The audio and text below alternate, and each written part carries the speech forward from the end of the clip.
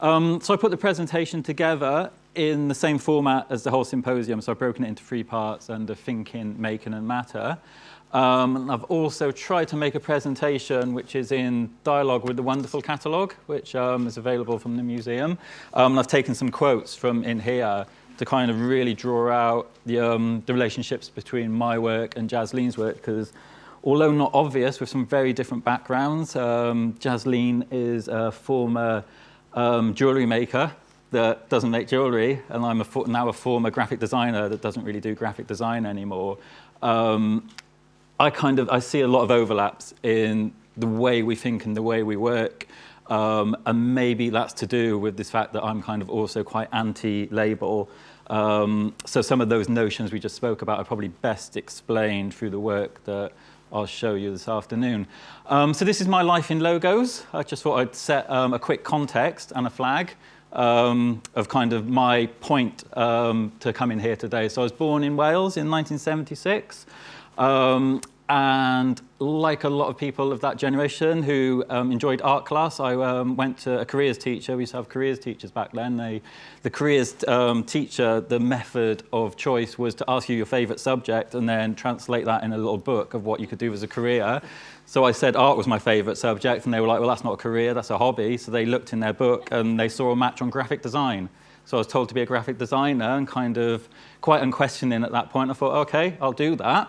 So I went then and did BTEC diplomas in design, and I went to study graphic design at University of Wales College Newport, which is where I kind of got my first level of education. And then I came up to London to start my career, and I started working in web design in the late 90s when it was kind of taking off and the first dot-com boom. So I stayed there for about 10 years, just working with clients, doing a lot of online advertising. And then I went into Innocent Drinks, the little smoothie company. It's very entrepreneurial, so I was running a lot of their digital communications, which then turned into community building, which kind of in hindsight maybe influences some of the stuff that I've been doing on workshops and kind of public engagement. And then at that point, I went freelance for the first time in my career. And what I found I was doing was a lot of advertising, but I was increasingly working with cultural institutions like the School of Life in London or Alan de Botton, the philosopher and writer. And then almost as a sideline, as a parallel, was doing my own projects or own kind of competition entries or commissions with people like Art Angel. I became a fellow of the Royal Society of Arts, and I did a project with Alan de Botton and Rijksmuseum in Amsterdam. And it was at that point, which was... I was getting to my late 30s, mid-30s by then, and I was having a bit of an identity crisis. I was doing lots of advertising. I just felt like I was manipulating people in society to buy products that they otherwise didn't really want. So I wanted to do something a bit more meaningful in engagement. So it was at that point I decided to go back to the Royal College of Art as a mature student. And I first decided to study a course called Service Design. It was kind of like my head making the decision as opposed to my heart, and it was to do with those shifts in the economy that a lot of manufacturing has left the UK, and now we're moving towards the service economy. So I thought at maybe this midpoint in my career, if I concentrated on this area of service design, I'd set myself up for the next 30, 40 years, and then I could retire happily. But I wasn't that inspired by it and what it was doing. It was a very pragmatic course. And then I came across another course called Design Interactions, which became a big pivot in my career, and hopefully that will start becoming apparent how I kind of became a less pragmatic designer and more veering towards the artistic end of the spectrum. And I graduated in July last summer from there. This is where I first met Jasleen as well, and we worked on some workshops together, which you'll see. In future, I've just been awarded a residency at Somerset House, which is a big institution in London, and they're trying to grow a makers community there in all of the studio spaces they've got. And they recently had an open call for entry for designers to take up 2 to 2.5 year residencies, and about 500 people applied for 25 places, and I luckily got one of those to develop a project I'm going to show you at the end of this presentation. So that's a bit of my context. So the thinking section. So this is my professor at the Royal College of Art. He was called Anthony Dunn.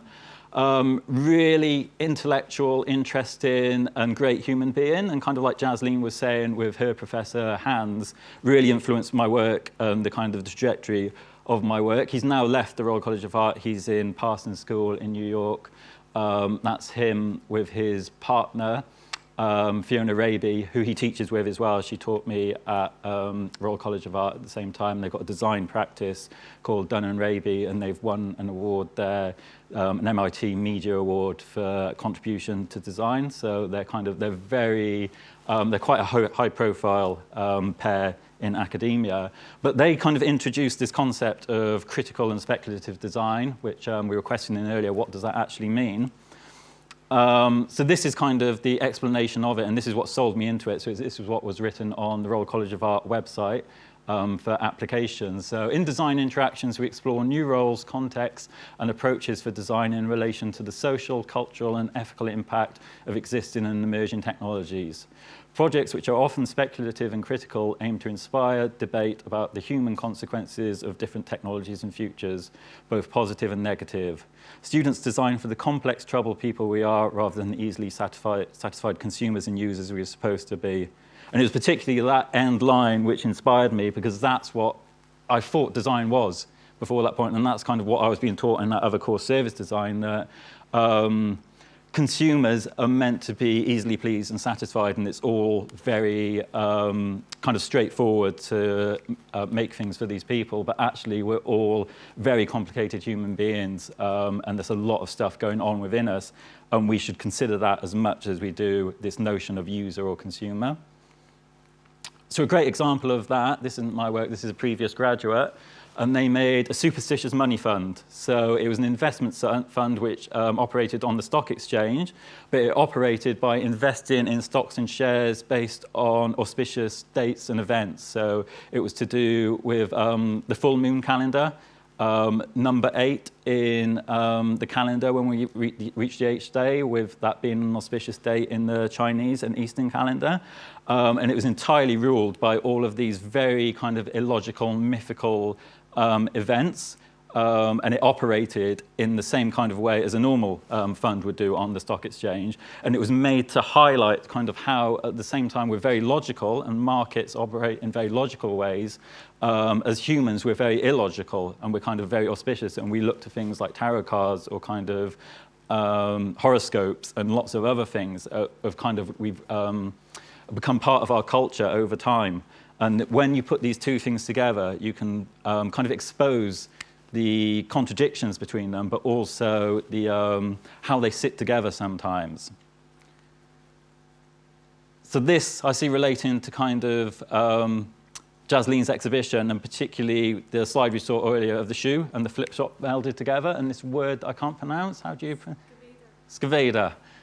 Something fantastical, two parts at once make a wrong whole. And Jasleen's work, a flip-flop, smart other, can't see around here. Oh, it's cut off my slides. I didn't realize that. I thought that was just my curtain. Two dress codes appropriated in one moment and context that come together for one man. So this idea of two things coming together, like a superstitious money fund, so like a stock exchange and auspicious dates at the same time, to making a brand new narrative and a brand new way of looking at things. So this is my first piece of work, and it's a list, and it's made to expose the difference between users and people. And it's kind of trying to unpack that first phrase that I read out that Tony Dunn wrote about the kind of the ideology of the course that I was on, and take it a little further. So I've just kind of taken a compare and contrast model of doing that, and it was a really simple thing that I did, almost just as to sort out in my own head how I thought about these two different groups of people and what they mean at this point in time.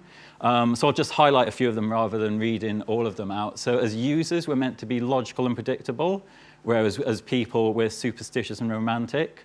As users, we're often told that we're digital by default, whereas people, we're analog by default. We're all in the real world now, as much as I know it, and we're kind of operating on that frequency. As users, we're meant to be motivated by a frictionless existence. So I click a button and an Uber taxi turns up for me at the door, and everything else is taken out of the equation. But as people, we exist in the coarse reality of society, and that's not always easy. As users, we're of presupposed capacity, but whereas people, we're capable of transcending our limits. As users, we're products of capitalism. The term user is a capitalistic term. But as people, we're products of evolution. We've kind of got over here over millennia as opposed to decades or centuries. And as users, we're meant to be quantifiable, but as people, we exhibit highly unpredictable traits. So this area on the left there's a lot of cheerleaders for it at the minute. There's a lot of money being put into it. A lot of companies kind of preach the ideology of designing for users. People less so, but to me, that's kind of the area that art deals in really well. So we were talking earlier about the dialogues between practice. I think this is where design has got a lot to learn from the crafts and from arts, and is increasingly kind of having conversations there that are becoming quite rewarding. So I said, yeah, there's a lot of cheerleaders for users. So in terms of kind of two big elements in our lives, politics and corporations and brands, two of the biggest ones that would influence our lives here in the UK government. And they've recently kind of overhauled all of their digital systems and how we interact with the government and put everything online, and done that via a series of design principles. And the number one principle is to start with user needs. So straight away we can see that the use of that word user. And it's the same with Google. They kind of, everything they make is made with 10 principles called 10 things we know to be true. And the first principle is focus on the user and all else will follow. So again, this term users rather than people is working for them, and they're seeing cost efficiencies out of it, and they're seeing success, that they create products. It's called co-creation. And there's a lot of research going into this, and a lot of people singing the praise of it, and more businesses or public services are taking on this type of thinking, which is called design thinking. There's less criticality put to it, and there's less cheerleaders for the people side of the equation. So that's kind of what I'm trying to do with my practice, is be a cheerleader for people, or be a cheerleader for that side of those two lists. That kind of really hit home for me. I don't know if any of you have seen the film I, Daniel Blake. I saw the film. I kind of, like a lot of people, I was irate when I saw it, and I came out of it, and I was kind of questioning what can I do to help this situation. But there was one particular scene where he goes into the job seekers centre. He'd recently been made employed. He had no digital literacy whatsoever, had never used a computer, and he's been told this phrase, "We're now digital by default." These government services are digital by default. If you want to engage with the job centre, you have to go online. And he says this really funny line, well, I'm pencil by default, what do I do about that? Like I say, kind of, we are analog as human beings, we're analog by default. And he just ends up completely frustrated by the system. And I think that's the implication of those design principles that we saw earlier of the government and of Google. Every decision you make in design has a positive consequence, but it also has a negative consequence. And the negative consequence is things like this happening. And there's studies showing that digital illiteracy in the UK is still pretty high. I think it's still like 20–25% of people just don't know these systems, and are then expected by default to have to know how to use computers and engage with it. And if you don't, you're just left out of society. And I think that's really worrying. So this is a quote I wrote recently. A seismic social shift has taken place, seeing much of humanity evolve from a person to a user. We're all complicit in this shift. We have collectively accepted this new social contract unchallenged. We agree to it. We perpetuate and propagate it. We are now the users, the using and the used, which sounds quite dystopic, and it puts a lot of emphasis on us as society as well, rather than the corporations. But I think we're led into it, and every time we use the technology, we're given this little box, and it's called I agree. And there's like 500 words behind it, which no one ever reads. So you just click the box and you agree to it. And it puts us into this system where we're told we have to act predictably and act in certain ways.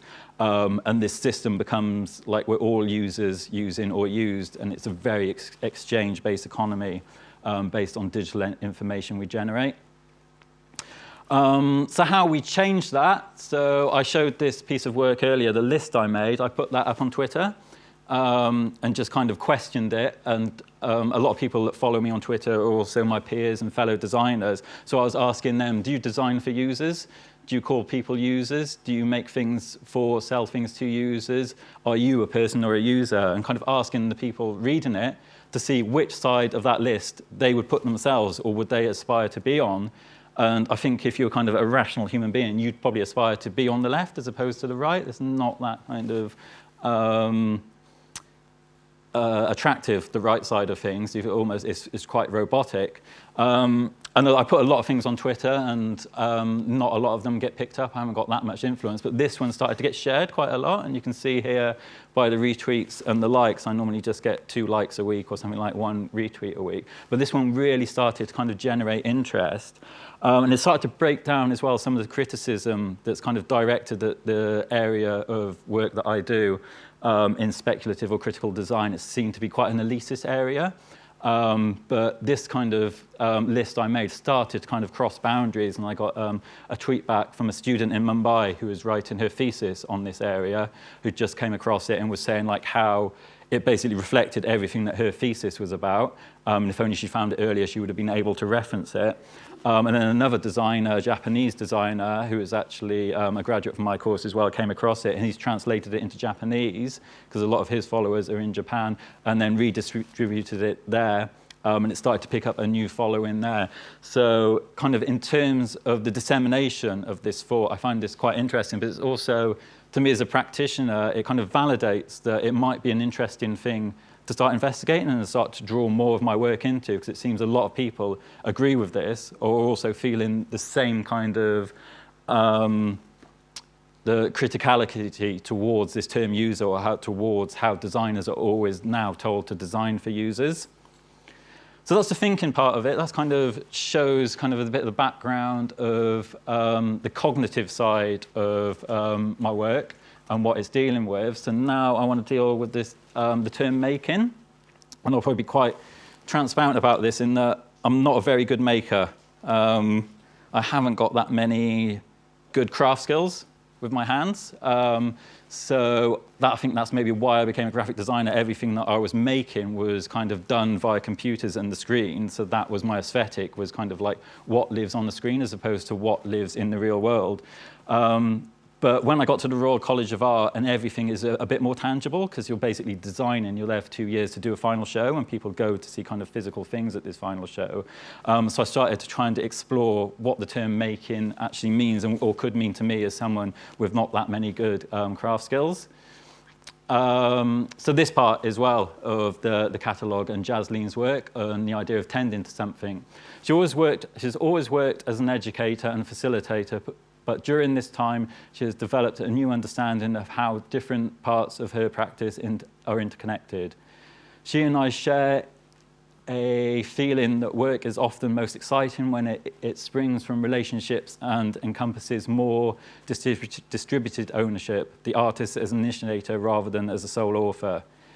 So this I've really grabbed onto as well, and worked into my own practice through workshops. And this is kind of where myself and Jasleen first met. And there's a series of workshops at the Royal College of Art called ReachOutRCA, which they're like the public engagement program, where they get students to run workshops with people from outside of the college, in schools or universities, or even kind of young adults to come in that have not otherwise been in those environments. And I ran a workshop with a peer of mine who was also on my course called Pete, and we called it the Museum of the Not Yet Possible. And it was a really basic premises that we wanted school students to explore these same notions of speculative design and critical design. So to design things for the future that are critical about the way that technology is heading. So in the morning they'd come in and we'd kind of explain to them the work that we were doing at the Royal College of Art. And show them some examples of the projects we were working on. Then we take them into a studio space and give them some written exercises about different types of futures that might exist, and ask them questions about those futures. So it might be a scenario of man versus machine, and kind of like how technology is becoming quite a competitive state, that technology is taking a lot of our jobs away from us, and what does that mean for that as human beings who used to do those jobs. And then we'd give them lots of materials from pound shops, a lot like Jasleen's workshops, and get them to create objects for those worlds. And then at the end of the day, we get them to take those objects back into the gallery spaces at the Royal College of Art and exhibit them and explain them to us as the workshop leaders and also their peers. So it was really important. to have that kind of like peer-to-peer review, and it was really fun for them. And also there's a great bit of that I always used to tell them that they could now put on their CV that they've exhibited at the Royal College of Art and saved themselves like £24,000 in fees. Just don't tell anyone. And this was during the final show as well, so all the work in the background is the people that have spent 2 years there and spent their 24 grand. And they're in that same space exhibiting at the same time.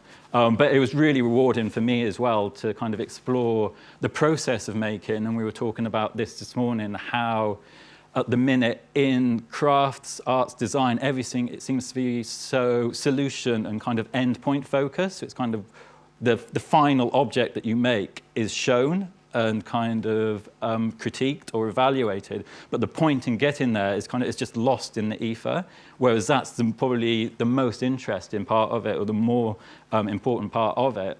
So it's almost the process is the product. Like this was a workshop, which is the project in itself. There was no, like these objects afterwards would just get put away. They didn't go into another exhibition where they'd then be evaluated. And what was really interesting learning from this as well is kind of how it works and how cognitive thinking works and manual thinking and making and craft works. So as I say, we ran the workshops, we basically put loads of pound shop items out in front of people and asked them to design objects. But kind of observing that from afar, you realise that people they pick random objects up and they put them together and form new narratives out of them.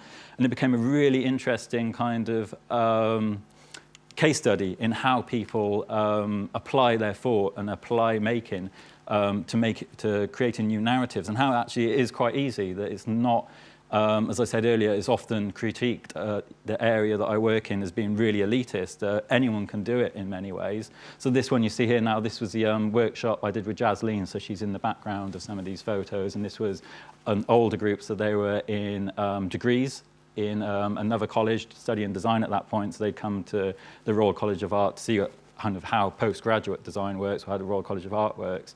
But the brief we gave to this little group that you see working here was called the Brand New Ancients. So it's kind of what happens in the future if we still operate by a lot of kind of rituals or religious kind of ways of thinking and working. So they'd made this kind of desktop deity that you could go and preach to, and I've forgotten kind of the full story to it. But they did that by picking the chessboard up and that kind of gold thing you see there and putting it on a pedestal, and you can see them in the shop before. They were experimenting with putting different objects in there, but they were then removed. And then that went back into the galleries afterwards to be shown and kind of peer reviewed. But again, it started to kind of set this trajectory up of thinking through making, which then transferred to a commission that we got while I was at the Royal College of Art for a festival at the South Bank Centre about mental health. And there was quite a forward-thinking festival at that time that mental health was in the media a lot, and it's being talked about in kind of mainstream society a lot more now, which is a great thing. And Labour had just appointed the first shadow cabinet minister for mental health, although there wasn't one in the real government. But it was starting to kind of that, the importance of mental health as well as physical health was starting to become more apparent. So the South Bank Centre created a festival to explore this, and it was based around the composition and a particular work of the pianist Schumann. I'm probably not saying that right, but he had mental health conditions towards the end of his life. And like a lot of artists or creative practitioners, kind of that brought out a different dimension in his work, which is often now celebrated. So there was a concert playing those works, but then there was also a 2-day festival around it. But what we basically did was make that kind of the same system we'd been doing as a workshop within the Royal College of Art in a public space. And it was open to anyone that came to the festival, so literally from 4 years old to 70. And it was asking that very same question that I showed at the start. What happens when we design things for the complex people we are rather than the easily satisfied consumers and users we're supposed to be? So again, kind of breaking down the elitism of that question that is only to be explored with people in postgraduate education, to anyone can explore that question. And just inviting people to come along and engage with it and make things to explore what answers to that might be from their own particular viewpoint. And it's divided into 3 areas, so that you could design something, you could make something, and you could exhibit something. So this is kind of how it worked in practicality. So people would come along and just have various ideas they'd put on postcards. So there's one there called Eating Problems. So it's a bar, a snack bar, like a Nutri-Grain bar called Problems. And people can eat their own problems. And it became really popular with a lot of teenage girls who are kind of like stereotyped to have anorexia-type conditions, but also I think the way that it was working for them was it was subverting a narrative that if their problem is eating, can they eat that problem and then solve the problem at the same time as eating the problem, but also be empowered by doing that because you're eating your problem, but you're subverting it and you're making it quite comical in a way. And this is what became really interesting about the workshop. We were quite concerned, like, how can we go in and deliver this workshop on mental health when we didn't really have direct lived experience of it? Other than being quite anxious as students with a lot of debt at that time living in London. So we worked with a facilitator who was like a frontline charity working with people with mental health conditions. He gave us a really great bit of advice, which is basically just don't be a twat. Like, you can do this as long as you're just not an idiot about it and you're just not, you don't try and preach to people, you don't try to patronize them, you just facilitate this. So these were the types of designs that people were coming up with just as little kind of drawings on postcards. Then you could also make those objects. So you could draw something out and make it as a physical thing, again, out of pound shop items. And after you'd made it, then you could put it in like a little exhibition area that people could come along to. So there's lots of different ways of engaging with it. Some people just looked at the exhibition. Some people came along and submitted an idea. Some people came along and submitted an idea and made it. Some people made other people's ideas. So there's lots of dialogues going on all at once. But a lot of really rich stuff came out of it. So this is some of the exhibits that we documented afterwards that were submitted during the weekend. So I'll just go through some of them in more detail. This is one that we made ourselves, as we made 4 or 5, just to kind of get the ball rolling. So when the exhibition started, the workshop started on a Saturday morning, it wasn't completely empty. There was some things there to look at to give people an idea of the sort of things they could make. And it's called Routine Oclock, and it was based on some research that we did, or we found from that charity I said we worked with. About the importance of having a routine when you've got a mental health condition or even just extreme anxiety, or you sit somewhere on a mental health spectrum. Getting into a routine is really productive. So we just made this little clock which is based on a routine as opposed to linear time. So they've each bit of time has got a little icon emoji with it telling you what you should be doing at that point. So whether it's having your morning coffee, talking to a friend, eating something healthy, doing a bit of work, having your evening dinner, when you should be going to sleep. And it's done in not a kind of totalitarian mother state way, it's more of kind of a little reminder to people. But what became really interesting about that, because the festival was around mental health, there's a lot of people that work in that sector, healthcare professionals that are coming over to our exhibition and saying, actually, I've got patients who could really use that clock, that they have this exact same condition, or some people are actually the equivalent of dyslexic for numeracy, so they just can't read time based on numbers. And that would actually, you could put it into production and there would be a need for it. So it became quite an interesting insight that these things, as much as commentaries, do have a need state. This was one that was submitted. It's called the FEGLI Reward. So we celebrate success. Why don't we celebrate failure? Because we learn as much from failure as we do from success. This one got shared a lot on social media. People were coming around and taking pictures of things and then uploading them. I think a lot of people identified with that sense of, especially even when you're in your careers and you make a mistake, you feel like you've done the ultimate wrong and you're verging on getting the sack, or your boss is going to mark your card for that. But actually, you're learning a lot by making that failure, and it's kind of what evolution is based on in many ways. So to kind of make that idea a tangible. This one was called an emotional states passport. I really like this one. So we experience as human beings lots of different emotional states, but we're often told by the media that only the positive ones, or you think about social media now, the stuff people upload is everyone having good times and looking like they're having great lives.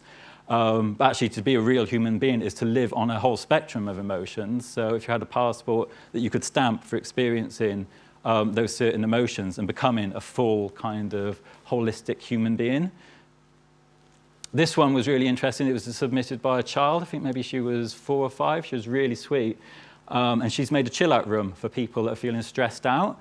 But to me, it really illustrated kind of the effects of language that she'd obviously picked up from her parents. They said that they were stressed and they need to chill out. And she'd taken that quite literally. And she was like, oh, it's a giant fridge and you go in there to chill out. And it's kind of like got this blue tint on it, and that kind of, it makes it feel really cool. It's a very literal interpretation of our language, but it shows as well the filters that kind of how we talk about problems and how kind of generations below us recognize that, and then what they think of when they're thinking about these things, but also that they can't deal with them. That's a really kind of observant commentary in my mind, and a 4-year-old has spotted that. And in a lot of ways, this is kind of what architecture does, kind of like what cathedrals and churches kind of feel like when you walk into them, or kind of modern day museums. They feel quite chilled and quite relaxed, and that there's light there and kind of you've got room. This one is a one thing at a time internet browser. So at work, you've got loads of browsers open, and you're just like, which one am I in? And go between your 3 different email accounts and your Twitter and your social media, and just you're overwhelmed with things. This browser, you can only have one window open at one time, so you can only do one thing at once, and it kind of reduces all of that anxiety of information overload we've got. Again, people were looking at this and saying, you should just make that, because I'd use that. And this was one of my favorites. It was a lady that came over towards the end of the exhibition, this festival, and there was lots of kind of charities and tables at this festival, all kind of proposing ways that you can deal with mental health issues and kind of like the services that they were offering. And she was quite cynical about it all, but she was great in that sense. She just came along and she gave us that postcard you see on the end there, and she's like, my idea is like a t-shirt, and it's basically, I've tried that. Because the experience she was having was she was going to these tables and everyone was saying, oh, have you tried like going for a walk for 10 minutes or something like that, or just standing up and having a cup of tea, and like all these things that just seemed quite obvious, and people were like, no, you should do it. And like I say, it was quite patronizing in some ways, which is what we wanted to avoid. So on the back of it, and she no, really, I've tried that. And kind of it gets to this point where you just accept that you might have a mental health condition, or you might just be anxious by nature, and you might not be able to solve that, and that's okay now. Whereas design, as I say, for users, it's always trying to solve problems and get rid of things, which are probably part of what it means to be human. And this, yeah, kind of an end point was, as part of the dissemination, and kind of the big learning for us from it was, a lot of people were coming to this exhibition, and like I say, taking photos of it, putting it into social media, but also the more we were talking to people, the more they were saying, actually, this is great, because it's making something tangible that I've never been able to explain to my family. I'm going to show this picture to my friends now so they know what this feeling is like. And they can express it rather than just being kind of quite a complex, knotty issue that kind of, by its very nature, is very cognitive, very cerebral. Kind of, it lives in here as opposed to out here. But as people were making these things and sharing it, and they could see that other people were thinking about these same issues, they felt kind of empowered that it was out there in the real world, and that there was something that signified that they could then express to others. So another quote from the book list here: practice is an ongoing exploration into the malleability of cultures and the layering of social histories within material objects. So that, what I was just talking about, this idea that mental health conditions can be expressed through objects. Again, I can see a real overlap between the kind of the stuff that I'm doing there in our workshops and the stuff that Jasleen does and her kind of like co-creation type activities as well. It's kind of almost like an anthropological exercise. It's kind of capturing the sentiment of the nation, or the sentiment of kind of like the people that interact with it within physical objects, but not in a very labored way, or not in a very kind of how do I want to say it, like tick box way, where it's kind of like forcing the question. A lot of the ways that mental health might be captured traditionally would be through questionnaires which only have a certain degree of answers.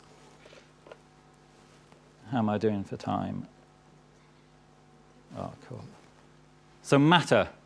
Like I said earlier, I'm not very good at making stuff. So this idea of matter was, when I was putting this presentation together, was like, what do I put in this point? Because my matter was basically what I just showed you, the making, the facilitation of workshops. But I've kind of taken a parallel interpretation of it from a dictionary interpretation, and what you were talking about in your conversation earlier is what matters to you. So kind of like this matter is in physical substance, but this matter in terms of importance.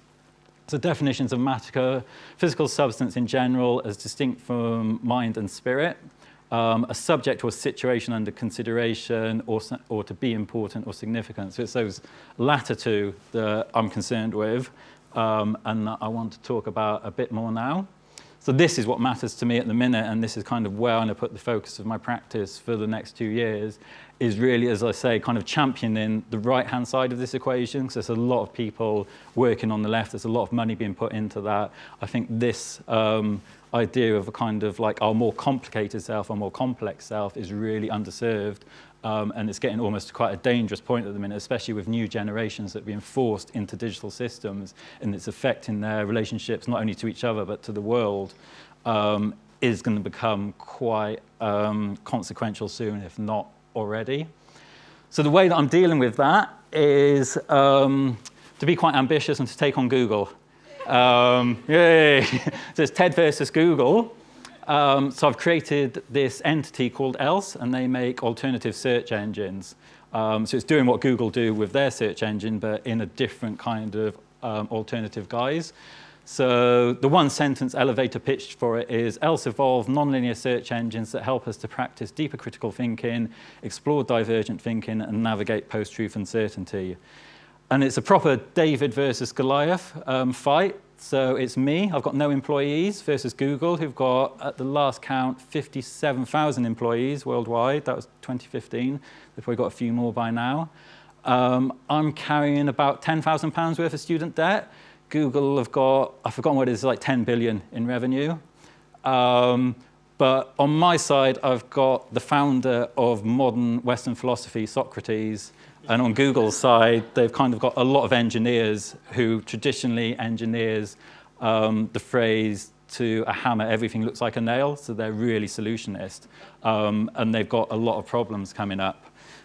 So the way that I'm kind of hoping to carry on this piece of work is through that kind of David versus Goliath narrative. And hopefully the press might pick it up as well, that there's one person in the basement of Somerset House, renting a desk there for £100 a month, taking on this global entity in Silicon Valley. And people like those kind of narratives, one person versus many. So the problems with Google at the minute that I've identified, it's got a lot. So it's in stasis, it's not really changing. It's basically the same product as launched 15 years ago. It's completely biased. It's unaccountable. There's no kind of regulation of the way it works. It's gameable. It's a black box technology. It kind of uses an algorithm that no one knows how this algorithm works. It's leading us into passive thinking, especially with younger generations. I think there's studies saying that 95% of students use Google to do their homework now, and they just assume that the answer that Google gives them is the right answer. So we don't actually, children aren't thinking critically about questions, and especially The Guardian have been doing a lot of research into this, that now if you type into Google, did the Holocaust happen, the first websites are Holocaust denial websites, and they're not changing that. So children can be reading that narrative and just assume it's fact because it's information that's out there. They're vehicles for perception management. They're overly simplistic. They're disrupting the truth, as we're finding with all of this talk around the post-truth. They're extraction industries, and basically an extraction industry used to take kind of substances out of the earth, like oil, and sell them back to us. They're extracting our data and selling it back to advertisers, and they're filter bubbles. We're left in these little worlds where we're only hearing kind of similar voices to us. We're not really challenged on that. So a lot of problems that they're basically just not dealing with that I'm going to attempt to deal with. So to kind of give you an example of that, if you type into Google beauty, the term beauty, and you click images, this is what you get. So it's racially biased, it's gender biased, it's body form biased, it's age biased, but probably as much as all of those things, it's conceptually biased. Like if you think of beauty, you could think of the paintings of Turner, or the landscapes outside on the coast today, or the photography of Wolfgang Tillmans. Those things just don't come into it at all. And it's basically because all of these searches are based on search terms and industries. So the beauty industry is basically owning the term beauty. And all of these things are returning back to us. And we're just left with, that's our image of beauty. And that's kind of when children, again, will search beauty. That's what beauty looks like to them. So this is basically what I'd see as convergent thinking. It's kind of leading us very narrowly to certain answers, whereas we should be moving more towards divergent thinking. I was talking to a professor of psychology and philosophy from New York the other day, and she had arguments that basically this is all of the problems we've got in society at the minute is that we're going more and more convergent rather than divergent, and kind of in the history of culture and society, when cultures go divergent, they flourish, and when they go convergent, they have the problems that we're having now, which are really scary. So I want to make divergent search engines that kind of open the world to people and open new ideas up, so going out rather than in.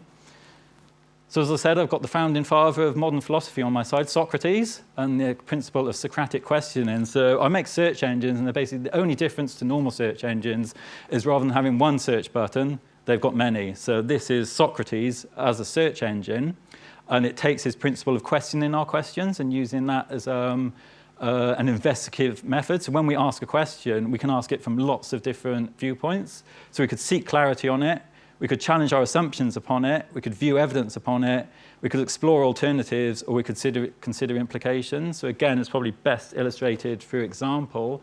So this is the question, what is love? Which apparently was the most asked what is question on Google in 2015, which is kind of worrying that we're asking computers what love is when it's an experience that only humans can have, one of the only kind of entities out there that we're only us are able to experience. But if we were to seek clarity on it, we could maybe look at ancient Greece.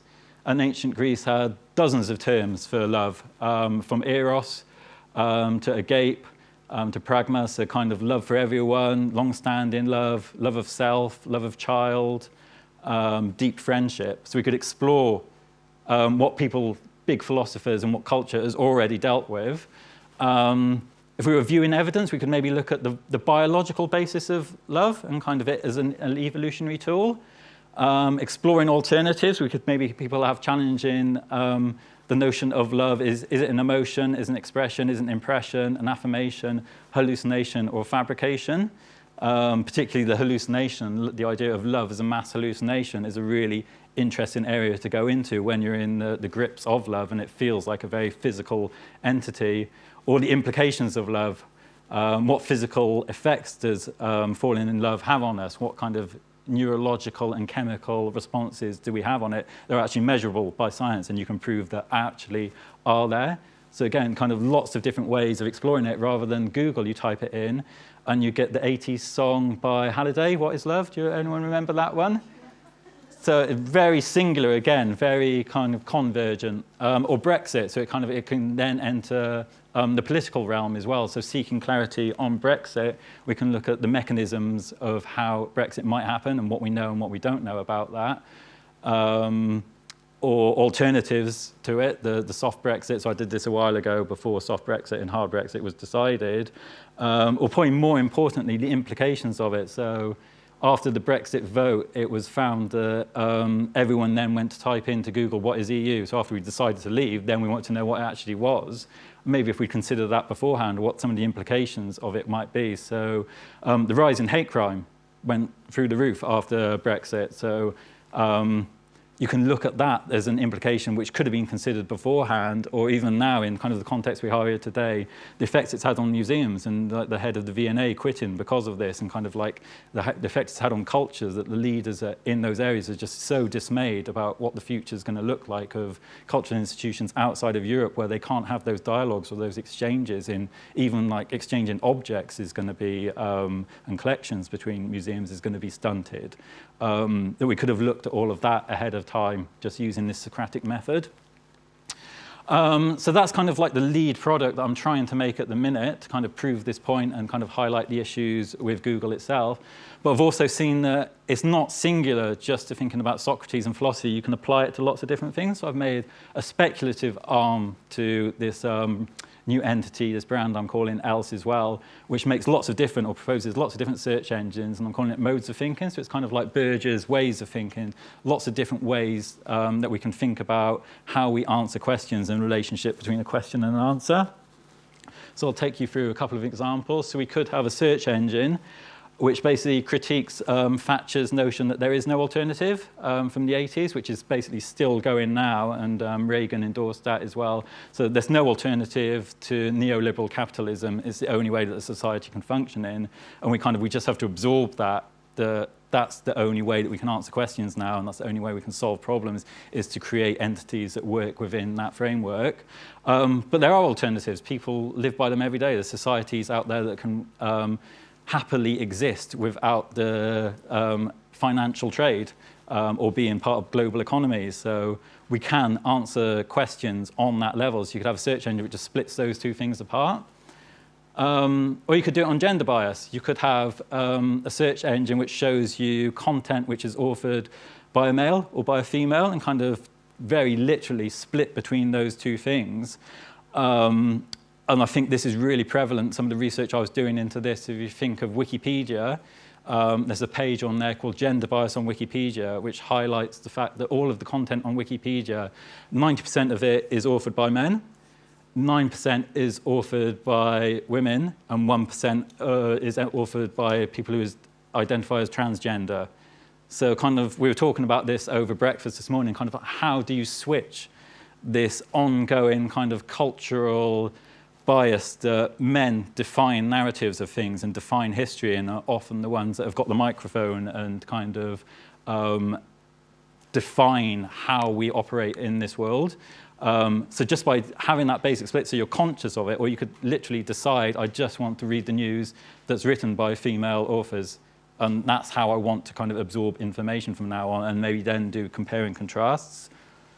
Or you could split apart it further. So if we think about this notion of post-truth and where it's coming from, and is there actually a truth in itself? This is a quote by Harold Pinter, the great playwright, on when he was accepting his Nobel Prize. So he's saying, the real truth that there is never any such thing as one truth to be found in dramatic art. There are many. These truths challenge each other, recoil from each other, reflect each other, ignore each other, tease each other, are blind to each other.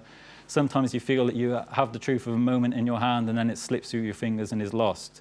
So how about we had a search engine where you can search on the truth, but you can do it from truth that challenges or reflects or teases or is blind to it, and you kind of really kind of explore what's going on in politics at the minute from these notions and what we're being told and what we're not being told. Or the last one, which is one of my favorite ones, and it's based on the guy that wrote the book *Sapiens*, you know, that kind of like big Bible of human history, and he's identifying this notion of weird versus weird. So weird is an acronym. It stands for Western, Educated, Industrialized, Rich, and Democratic. And as a critique of that, he's using the history of psychology, and it's kind of like human psychology as we know it, is written on subjects that fall into that area. And the reason for that is that a lot of psychology is generated by academic institutions.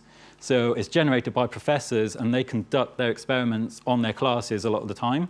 So the people that are in their class fall into a Western, educated, industrialized, rich, or democratic model. So about 80% of what we know of psychology is based on people from that field. And we just forget that there's all of these other cultures or ways of seeing the world, or even the tribes in the Amazon, which we don't even know how they make meaning or what their belief systems are, which are just left out of it, and we just enforce this notion on us. Whereas you take the word weird, it's an Old English word. It was first used around the time, or is popularized by Shakespeare in Macbeth, and the idea of the weird sisters, the three sisters, attaining to the supernatural and the otherworldly, which again, like I'm saying, the difference between users and people, very much the human condition is that we're supernatural and otherworldly. I've just had my 2-minute warning, which is the relationship, again, to Jasleen's stuff of us as logical human beings wearing very smart shoes, and illogical human beings wearing flip-flops, or kind of relaxed human beings wearing flip-flops, and illogical when those two things come together, which kind of, as a visual, illustrates what I'm trying to get to with that project, that it's not just a technology startup, it's not just kind of a business model,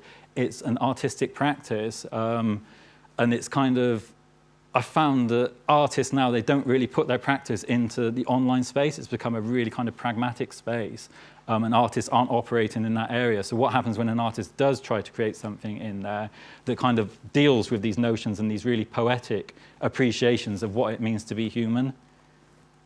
And that gets me to the end on time.